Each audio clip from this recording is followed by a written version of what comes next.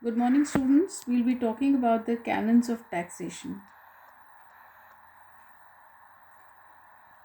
Now, before we begin with the canons of taxation, let's understand the meaning of the canons of taxation. By canons of taxation, we simply mean the characteristics or qualities which a good tax system should possess. In fact, canons of taxation are related to the administrative part of a tax. Adam Smith first devised the principles or canons of taxation in 1776. Even in the 21st century, Smithian canons of taxation are applied by the modern governments while imposing and collecting taxes. Types of canons of tax. In this sense, his canons of taxation are indeed classic. His four canons of taxation are Canon of Equality or Equity, Canon of Certainty, Canon of Economy, and the Canon of Convenience.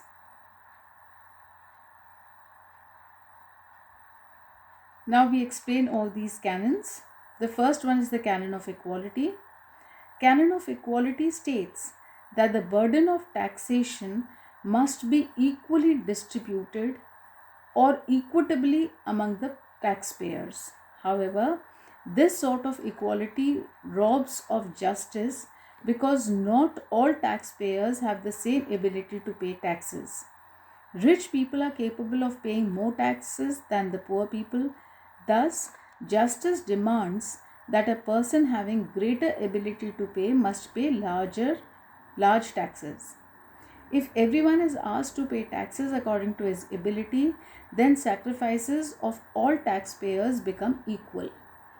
This is the essence of canon of equality of sacrifice. To establish equality in sacrifice, taxes are to be imposed in accordance with the principle of ability to pay.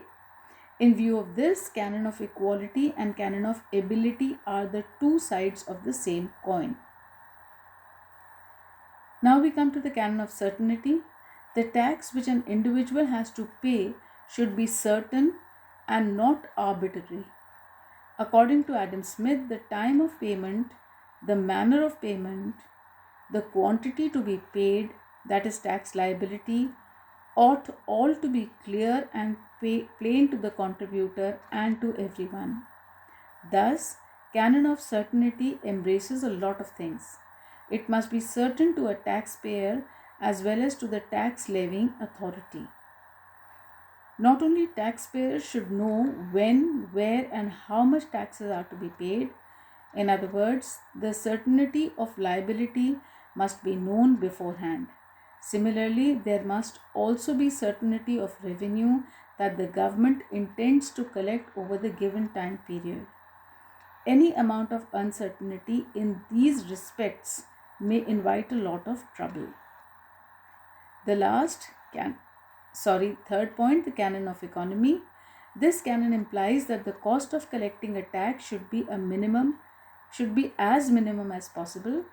Any tax that involves high administrative cost and unusual delay in assessment and high collection of taxes should be avoided altogether. According to Adam Smith, every tax ought to be contrived as both to take out and to keep out of the pockets of the people as little as possible over and above what it brings into the public treasury of the state.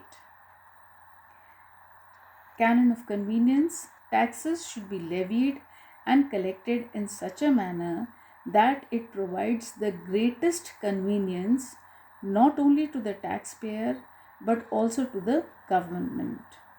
Thus, it should be painless and trouble-free as far as practicable. Every tax, stresses Adam Smith, ought to be levied at a time or the manner in which it is most likely to be convenient for the contributor to pay it. That is why, after the harvest, agricultural income tax is collected. Salaried people are taxed at source at the time of receiving salaries. These canons of taxation are observed, of course, not always faithfully by modern governments. Hence, these are the basic and classical canons of taxation.